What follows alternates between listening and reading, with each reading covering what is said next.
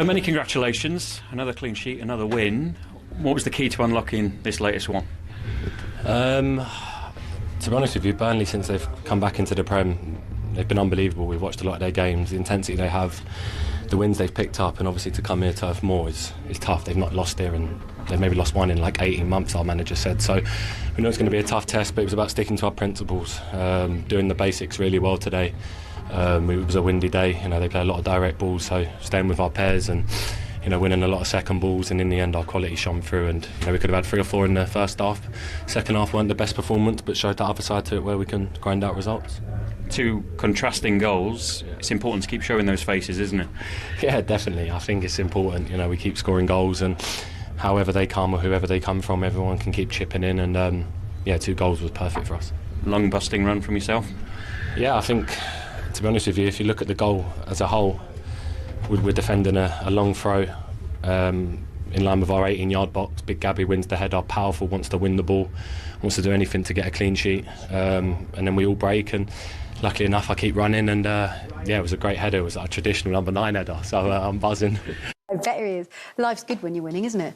Yeah, and that's why you can play Declan kind of as in the box-to-box midfield player, a bit Frank Lampard-esque, I think, wasn't it? Kind of getting in there, Zuba-Mendy, and that means he can get in the box. And at 6'4", you're not going to stop him when he gets a run on it. Another statement win for... How would you assess that performance today?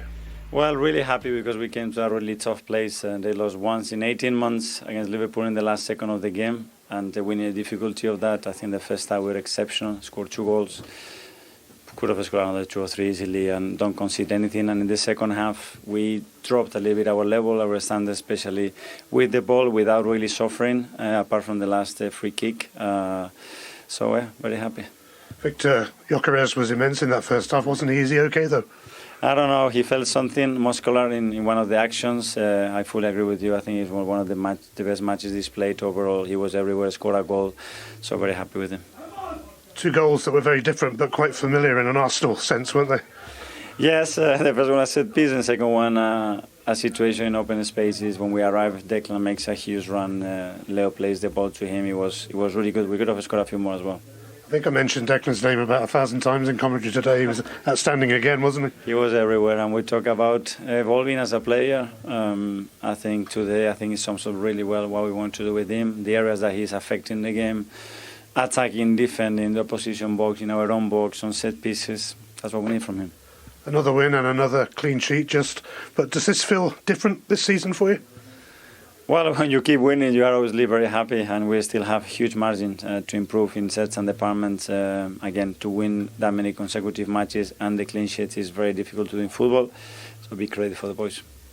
Before we talk that, a number of first-round FA Cup games into extra time. Could it be a glorious day for Western-super-Mare of National League South? They're leading the National League side Aldershot Town by 2-1 now in extra time. James Wade with a goal on 110 minutes. Swindon into the lead against Rotherham United. Darren Oldacre with a goal on 116 minutes. Buxton 2-1 up against Chatham Town. Connor Kirby and Lincoln City drawing 1-1 away at Salford City at the moment, but it's going to be tough in the final few minutes of extra time because Dariqua has just been sent off for a second bookable offence in that game. And the game between Wigan and Hemel Hempstead is going to be a big upset. There'll be massive penalties about to be taken in that game. Absolutely no drama, though, for the leaders, Arsenal, at Turf Moor this afternoon, winning by 2-0. And Merce, they just continued to produce such impressive games. I mean, 3 times this season they've restricted an opponent to no shots on target. That's happened 5 times total in the Premier League across the season, and Arsenal have 3 of those. At the moment, they look unbeatable, don't they? Yeah, defends so well. I mean, Edwards hit the post. I know that's not on target because he's hit the post, but he had a free kick last kick of the game that hit the post. But bar that, never looked like scoring. Everything that comes in the box is cleared. They head everything out. Got 2 defenders that want to defend. They've got 2 fullbacks that want to stop crosses. And Declan Rice, he wouldn't be far off a 10 out of 10 today. That header as well. Oh, his header was phenomenal. He's run the length of the pitch. I mean, everything he does, he just doesn't stop. I thought he was phenomenal. My worry would be when Gyokeres went off at half-time, they were nowhere near the same team. Nowhere near. Mourinho come on, he sort of knits it together, but they never really got up the pitch and threatened too many times. So, but yeah, you watch them, they're a well oiled machine with a lot of talent in that machine as well, and that's very unusual. Usually you get a machine. This reminds me of the Mourinho team, you know, that he had at Chelsea. You know, efficient machine, but had so much talent in it as well, and that's not a good cocktail for everybody else. And Slavia Prague away in the Champions League to come this week, and were they not to concede in that game, that would be 8 clean sheets in a row in all competitions, which would be a club record. I mean, that is the level at which they're defending this season. And we showed the graphic of that Chelsea record from the 04-05 season. Keep getting the wrong way round. Could you see that being overturned potentially this season by Arsenal? It's some doing. It's some doing, and especially when it gets later on in the season, when they might have had the league wrapped up and they're still in the Champions League. You never know with the amount of games and how many people they got. 3 in 15. I mean, one of those was at Anfield, and it's an absolute worldie from Szoboszlai. Yeah, well, a worldie, an absolute worldie, and it's still some doing. You look at it now, they got to go 9, 18, 27, 3 lots of 9s, and let in 4 goals out, and that's some going. But I watched today. And I watched the team never, ever, bar the free kick at the end, last kick of the game that hit the post, never, ever looked like scoring. Yeah. And they wasn't that bad, Burnley. They wasn't that bad. It was just unbelievable defending. Yeah, you obviously played with a lot of people speak about that. Where do you rank this one against that one? It's a little bit different because there was the offside. You know what I mean? Tony and Baldy would literally just step up and put their hand up, and you'd literally get offside after offside.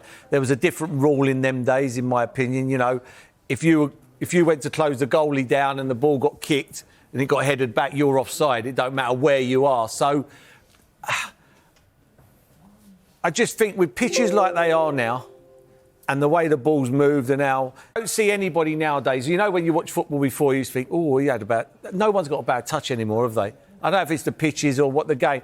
I'd have to say now. I'd have to say this is just off the charts what I'm watching, and it's not just him. It's Zuma, Mendy, and then it's Rice. I mean, I could easily give Rice 10 out of 10.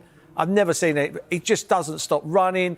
He does all the hard work. You know, he just does everything. It's scary. Honestly, I watch, and I was only watching the game in the end to see if they could have a shot on target. Shot on target. And they didn't. And that's the 3rd time this season, as I mentioned, that Arsenal have restricted a side of the Premier League. In our goal rush games, let's head straight to Turf Moor for Burnley against Arsenal. And Victor Gyokeres, 4 Premier League goals now, Iger. Yes, great. I mean, seems like we've seen this story with Arsenal. Another set piece. Gyokeres first to react.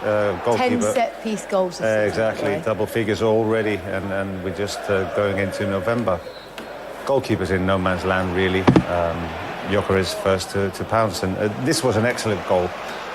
Was it Gyokeres who plays it to Trossard? Great ball, and this is just an excellent cross for Declan Rice to head home. And we have to be honest, we don't see a way back for Burnley today, especially with Arsenal playing freely, 2 goals up, and you can hardly ever see them concede a goal. Yeah, they look pretty comfortable, don't they? And there's confirmation of the fact that they have scored the most goals from set pieces, 10 already this season. But it doesn't matter, does it? Do you know what, the size of Arsenal, you think back to those Wenger days when they were struggling with it and they had about 8 number 10s in the team. Now, physically, that's why one of the best teams on set piece. They have great size as well. Well, they are hoping to keep that winning momentum going. Let's just quickly take you to the team news, shall we? Have a look at how both sides lined up. Now, for Burnley, there's only one change from last weekend, and it is Josh Lauren that steps in for Jacob Brun-Larsen. And for Arsenal, they beat Palace 1-0 last weekend, and the manager names an unchanged side. Now, that's the 3rd time in a row he's named the same starting 11. And there is no surprise there, no doubt, Owen. Yeah, I mean, this squad Arsenal built is remarkable. That back 4 is ridiculous. I mean, David Raya, you could argue, is the best goalkeeper in the division. And then you got Rice, Mendy, Eze. I mean, Gyokeres had a big impact on the team. But I just think defensively, the back 4, even the reserve back 4, I think the reserve back 4 could finish 5th. I mean, literally, I think both the fullbacks, the reserve fullbacks, could get in at any other team. So best squad Liverpool, in the league, Chelsea. are we saying? They're close. I think that they're exceptionally deep, and I think defensively they've always been great. Now with Gyokeres at the top of the pitch, they look more ready for the time. Yeah, well, last season everyone was connected to Arsenal was screaming for that number 9, that striker that's going to push them over the line. I think a great addition, but wasn't the main thing. I think the main thing to this team, they don't concede goals. Yeah. They've got this partnership at the back that is just arguably, well, they are the best defensive partnership in the league. And stats are showing that they might be the best in Premier League history, the way they are going. That's a really interesting point you make, because the stats don't lie, and you're totally right, because when you look at the fewest goals conceded in Premier League history, well, I know we're only 9 games in, but they are right on track. Chelsea, who you can see second in the list, that 2004-05 season was... That was me pressing from the front. That was you, Jose Mourinho. Mourinho making you run. Yeah, Exactly. his first season in charge. No, but it's impressive, isn't it? It is, isn't it? It's really, if you look at our season, we conceded 15 goals throughout the season, which is unheard of. Unbelievable. And this Arsenal team is on track and slightly even better stats than our team. Yeah. And this is 20 years ago. I mean, if they beat that, I'd be amazed. I know they're on track, but it's only 9 games in. It's a small body of work. It's a quarter of the way. I just think there's so many good teams in this division, and there was them. But I just think that record from that Chelsea team, which was remarkable. We always thought it would be unbreakable. But if you're, well, especially players in our position, we look at the opposition goal, we want to attack.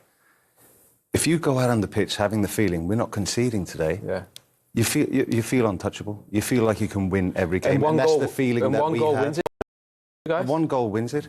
I think we had probably about 5 or 6 1-0 victories in the 04-05 season where we conceded the fewest goals, because we didn't believe we were going to concede, and we always thought with the players going forward we're going to score here.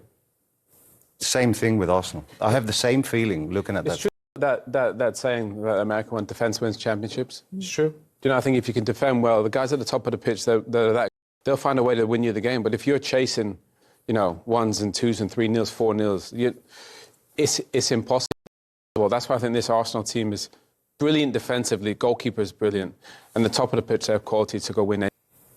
This should be the perfect opportunity for Wolves to get their first win at home. Fulham, they play well, but they've hit a bit of a wobble. They hit a bit of a wobble, and certainly not unbeatable. So if there ever was a chance for Wolves, it would be today. Otherwise, the pressure just piles up. And this is mentally, imagine, we talked about Arsenal going into a game thinking, we can't lose today. Imagine the mentality of the Wolves players thinking, how are we going to win a game? When it drags on for too long, you don't find the solution. You don't find the solution as players, and you don't find the solution as a backroom staff.